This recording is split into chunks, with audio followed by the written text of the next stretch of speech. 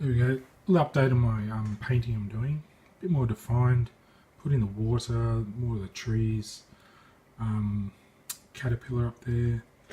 I did a video, it got deleted somehow. I left it go too long and it's saved, but then I think someone hacked me and deleted it, probably trying to steal it.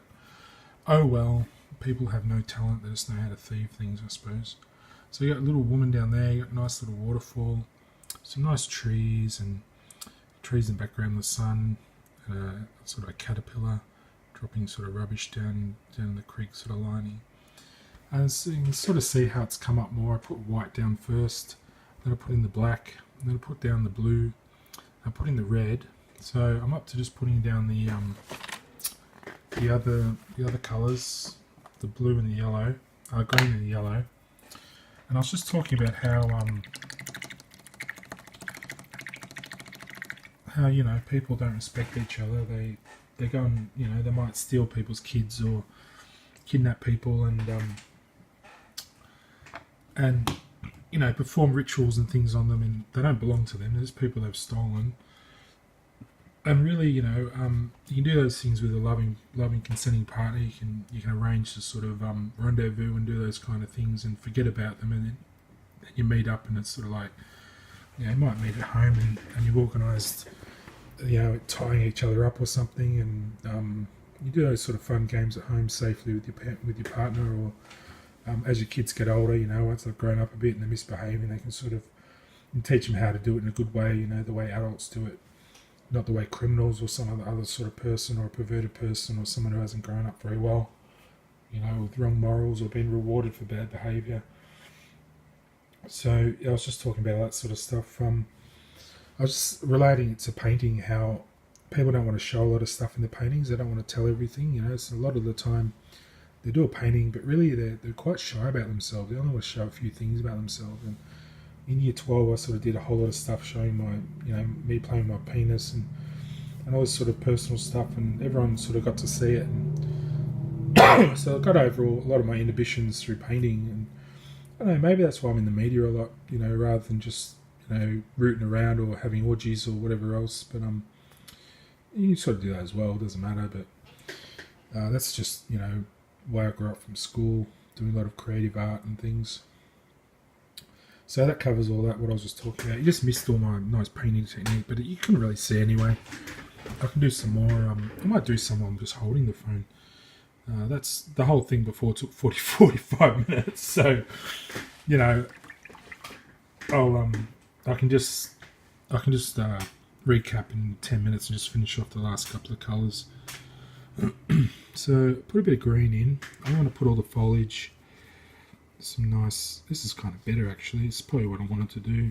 It's a bit hard to see, but take a bit more of my talent. All this, what I did at the start, I washed it down with a bit of water because the painting had dried. I just rinsed it down with some water, put water all over it to wet the page a bit, so the next layer of paint would stick a bit better. And I was just saying how oils, you can use oil like medium for oil paints. With acrylics, you just use water, but with oils you can use medium, like even motor oil from a car, or anything that the paint will sort of stick into. Just thinned out. You can thin out motor oil. You can even get motor oil and thin out with terps and all sorts of things. And you experiment with medium, because the paint itself is what stays on the page. The rest kind of evaporates in a lot of ways. Motor oil, you wouldn't put it thick on your page, gluggy. You just put it sort of a thin coat, just to wet the page a bit for the paint to sort of stick in. But what I want to do here is just put some leaves on. I'm just going to put sort of dabs and things just to indicate that there's leaves around. And this is a red gum here. It's got sort of white bark and sort of dark shades, and red gums are like that. They have sort of pretty red sort of skin, I'd say, and then it has sort of white bits of bark and things. And I'm going to make some of the leaves sort of distant in the background and some sort of more prominent. I mean, trees, they're so random. You can do anything with one, really. So it doesn't take much talent to draw a tree. Probably takes a lot of talent to make someone believe that's actually a photograph or something. But painting isn't about photographs. You get a camera to do that. Painting's a mode of expression. You can do any sort of thing with paint. You can draw, a stick figure. Anyone can paint. You know, it's no great talent. You just get the brush, get the paint, slop it on. You know, and the amount of work you put in is the reward you get back. You know, if a tree takes probably 30 years to grow, so if you spend 30 years painting, you'll probably come up with like a photographic tree. Won't you? You know, you just keep at it. But a lot of people, they're just going to spend 10 minutes or an hour or a week or probably up to a year, probably doing a nice painting, a landscape or something.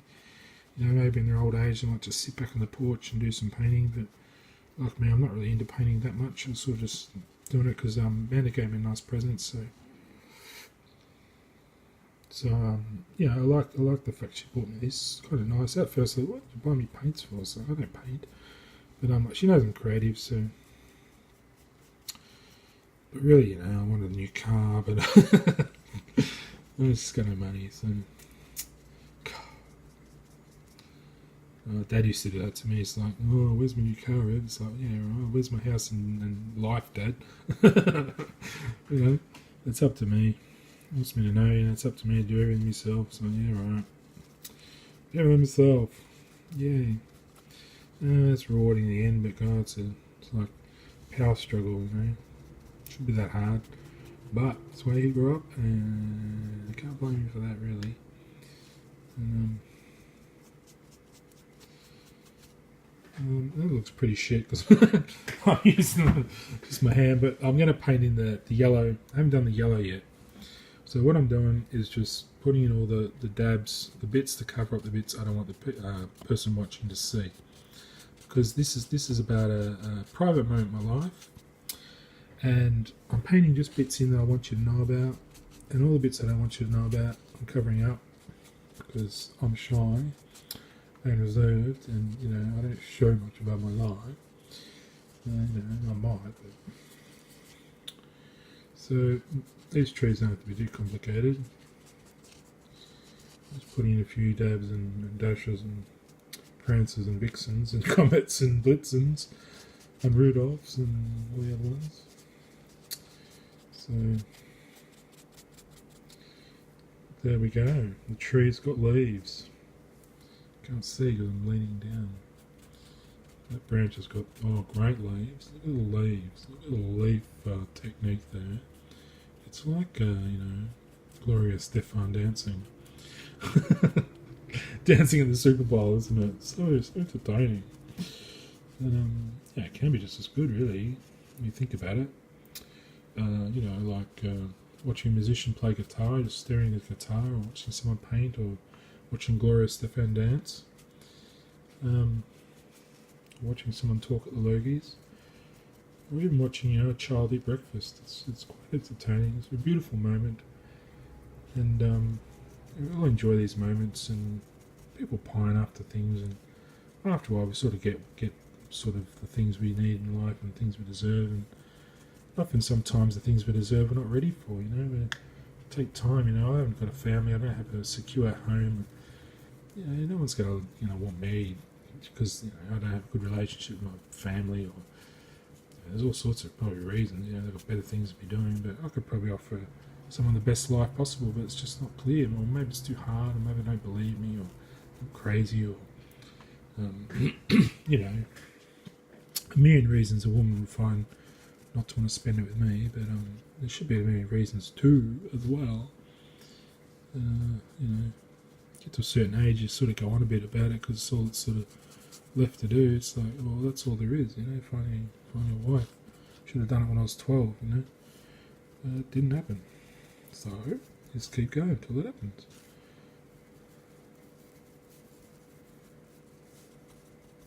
Might be someone out there too shy to ask me. That doesn't even know I exist, and might be the man of their dreams or something. They might have all been, a secret pact and become lesbians. It's like, don't be sexist. I'm nice too. I'm a nice man, good man. So there's all the dabbing of the leaves. I just want to cover the branches up a bit, really. It's not going to be perfect. It's nearly done. And I'll put a little bit around the base here where the leaves are sort of falling over the ground. And I won't let it run for that long this time. I'll just let it run probably another 5 minutes. It's Put the yellow in. This is a very quick picture. Normally you take more time with your dabbings. Quick pictures, you know, deserve quick looks, I suppose. Someone done a picture over a very slow picture. Period of 8 years. Someone just sit there staring for 8 years. It's like that painting of in Ghostbusters, you know, the artist I think took about 50 years to paint it. So, you know, people are going to stand there going, ooh, you know, for 50 years without looking away, you know. It's a pretty funny concept that someone might have painted a painting, you know, to last 50 years of staring. I think it's pretty funny. Alright, so that's my painting done. I just got to put yellow in. A lot of other people say, oh, you haven't mixed the paint, you haven't done this, but it's all mixing on the page. You know, there's a million different shades of blue and green and everything in there. So all you got to do, if you want to change is wet your brush, just do that a bit, dribble it in a bit in the gaps. Heaps of paint on the page, and you just rinse it through a bit, slosh it around a bit. You know. It is just paint, it's like a paint bucket. Slap it around, slop it on. It's like you're painting a wall, you know. There's a bit here, not very well defined, a bit more just slop a bit of blow up there. The green left, so there's a little bit of a wash over. Wash along the branches. They say, oh no, you can't see the branches. Like, yeah, I don't want you to. I don't want you to know there's a tree there. I want you to think, oh, what's through that little gap in the foliage or whatever? Oh, foliage, oh, it's a tree, you know. So that's the idea of this sort of impressionist style, is you're not meant to sort of clearly know what you're sort of looking at. You just sort of think, oh, is that a cheap bit of paint, or is that where a duck was sitting or something? You know, is that rain, or is that, you know, is it someone slopped the paint wrong? No, it's my professional artwork, designed and created from God's own pen, and handed down to me on a branch. You know, a branch with leaf petals on it, and you know, where an owl threw up once. An owl was sick. Tell the whole story about how sick the owl was. You know, like, oh, the owl's so sick. This painting is from when the owl was sick. and it'll go around all the offices of all the boardrooms, and someone will go, I want that artwork. That was when the owl was sick. You know, it will be a world famous painting one day from when the owl was sick. So yeah, so there's, oh, I haven't done the sun very good. I put a bit of yellow in the sun. The sun's a yellow, aren't they? So look, I make the sun a bit more prominent. I put more yellow in there. Oh, that's a lot of nice yellow. And look, I'm just going to slop it around like this in the trees. A little bit in the river. Little yellow, rivery sort of wishy-washy bits. And wishy-washy bits. And wishy-washy bits. See?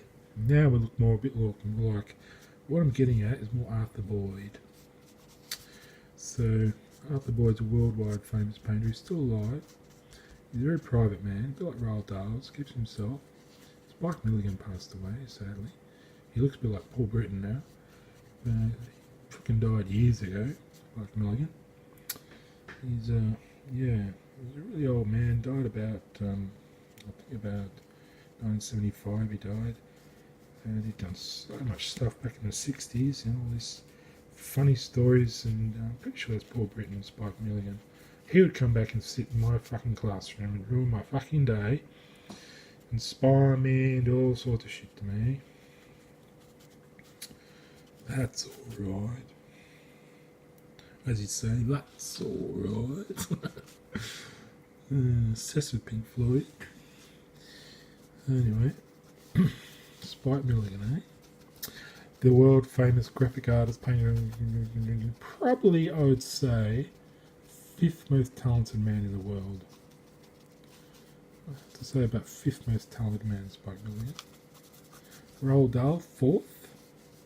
My own father, 3rd. My mother, 2nd.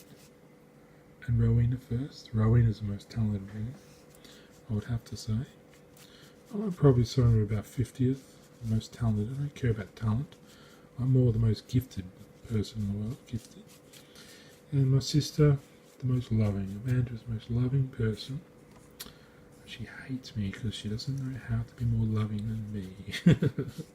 She wants to be the most loving person, and she is really.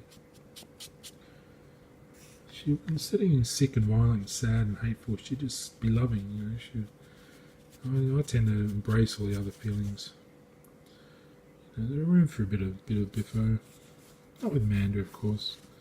But, you know, I just had to test her out. I wanted to test her strength. And she prevailed, lived on to see another day. She had a bit of cancer growing in her lung. I just wanted to see if she'd get over it. As good brothers do, or fathers, or whatever the hell they are. I might be her father, I don't know. Mum might have done the dirty. It does happen. It's probably happened a lot to me. Because I haven't found a wife or kids or family, it's probably all happening around me. I don't even know it. But that is how the cookie crumbles, as Jim Carrey would say. Who's probably chief instigator, used to live nearby. At Withers Lane, I think Jim Carrey lived, at the back of George's house. George was planted, so Jim Carrey would get the juicy goss. Which is alright, I don't care. We all spy on each other. In, you know, public, you know, sit and spy on people's houses. But, you know, Jim Carrey's done his dash. Everyone knows Jim Carrey's about God. From Canada, I mean, Canada and Victoria, like, those two places were like sister sort of cities, you know. Everyone had come from Canada to Victoria skiing all the time. He was one of them, a top skier, one of those Olympic skiers, Jim Carrey. And he just wanted to sit and sort of watch us all, you know, just find out about everyone and make movies. That's fair enough. And they made Dumb and Dumber about, it's either about me and George or me and Campbell or something. It's definitely me, that stupid bloody character. He's watched me playing around with George acting like a dick. Made up some stupid bloody show, or me and Campbell or something. I don't know. He might be a Nolan brother, I think he's a Nolan, Jim Carrey. Probably because I threw a rock at his face or something and he cracked the shits. I didn't mean it. I overthrew it. So, there's a picture. See how much that comes alive just with a bit of yellow, you know. You're putting in the touches right at the end. The yellow really brings out the colour, the tone, the definition. This caterpillar, oh, bugger. God, I'm a fucking thingy. Oh, it doesn't matter, but scrape that up. So, he's probably sat at home. Do you know what it probably is? He's probably sat at home and thought, oh, I'd love to make movies. You know, oh, there's no way I make a movie. How can I ever make movies? And I've heard that little prayer and gone, right, threw a rock right at his fucking face, and he's had a reason to hate me and go make stupid fucking movies. So he's lived his dream. You know, probably the hard way. No one gets their dream easy. I was a bit the same. I wanted to become an enlightened yogi, so I got my fucking dream. Now I've got to, you know, try and get through life and get on to the next bit and getting happy married and back to resuming normal life, not living some bloody dream. As being a yogi, you know, studying enlightenment and you know, martial arts isn't that interesting. It's sort of just painful sort of living, you know. It's all about loneliness and subdued behaviour and behavioural sciences and you know, antitrust and all sorts of strange fucking things. But I knew that's what I was going to do when I was younger. I could tell that's what I was up to. I was always dreading it. I'd lying in bed going, oh no, you know, I'm going to have to face death. Fuck, you know, there's nothing beyond it. I couldn't understand there was anything beyond death. And when I found out that it sort of was, you know, it's like, fuck, man, you know, I don't have to die. I was fucking relieved. And then the rest was just absolute fucking suffering. Anyway, a little bit more yellow. Sure other people have done it. Probably some highfalutin yogi somewhere doing TV shows. Big Bang or something, you know, probably some yogi back in a previous life. And become a German. People's public lives, you know, people end up thinking about them and coming out with resources to actually find out about them, and I don't think that's a bad thing. I think it's nice.